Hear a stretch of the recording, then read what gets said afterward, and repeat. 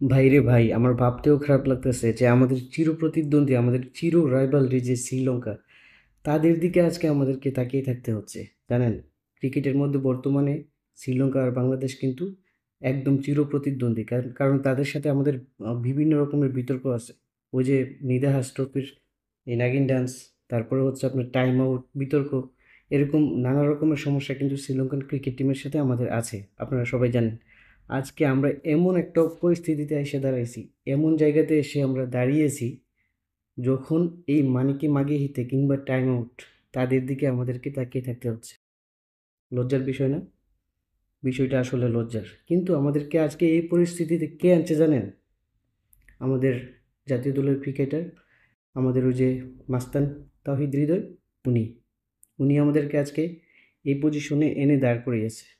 কারণ ওনার এই টুংটাং ঠ্যাকের কারণে, ওনার এই স্লোয়ার ব্যাটিংয়ের কারণে আজকে আমাদেরকে ওদের মানে আমাদের চিরপ্রতিদ্বন্দ্বী ক্রিকেটের শত্রু বলতে পারেন, তাদের দিকে আমাদের হাঁ করে তাকিয়ে থাকতে হচ্ছে।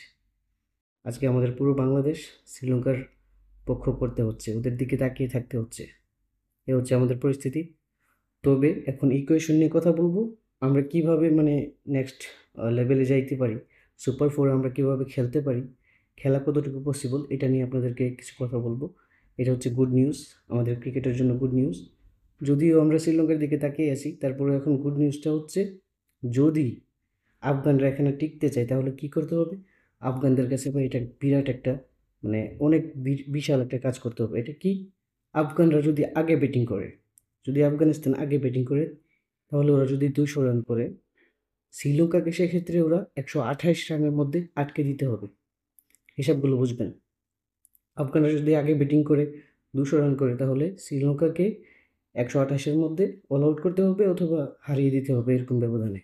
ধরেন আফগানিস্তান আগে ব্যাটিং করে 180 রান করলো, এইটা ওরা এমনভাবে ডিফেন্ড করতে হবে, শ্রীলঙ্কাকে 109 রানের মধ্যে অল আউট করতে হবে বা খেলা শেষ করতে হবে, শ্রীলঙ্কাকে আটকে দিতে হবে 109 রানের মধ্যে। আরও কমিয়ে আনেন, ধরেন আফগানিস্তান আগে ব্যাটিং করে 160 রান করলো, সেক্ষেত্রে ওরা 91 রানে শ্রীলঙ্কাকে আটকে দিতে হবে। ধরেন আফগানিস্তান আগে ব্যাটিং করে 160 রান করলো, সেক্ষেত্রে শ্রীলঙ্কাকে ওরা 109 রানের মধ্যে আটকে দিতে হবে।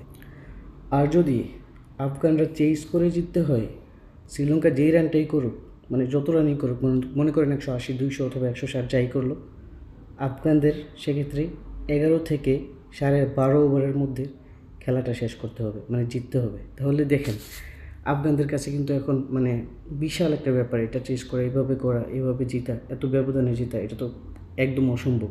যদি শ্রীলঙ্কা ম্যাচ ছেড়ে না দেয়, কোনোরকম যদি কেলেঙ্কারি না করে, তাহলে এটা মূলত ইম্পসিবল। সো সুপার ফোরে যাওয়ার জন্য কিন্তু আমরাই ফেভারিট, আমরাই যেতে পারবো, আশা আছে এখন পর্যন্ত।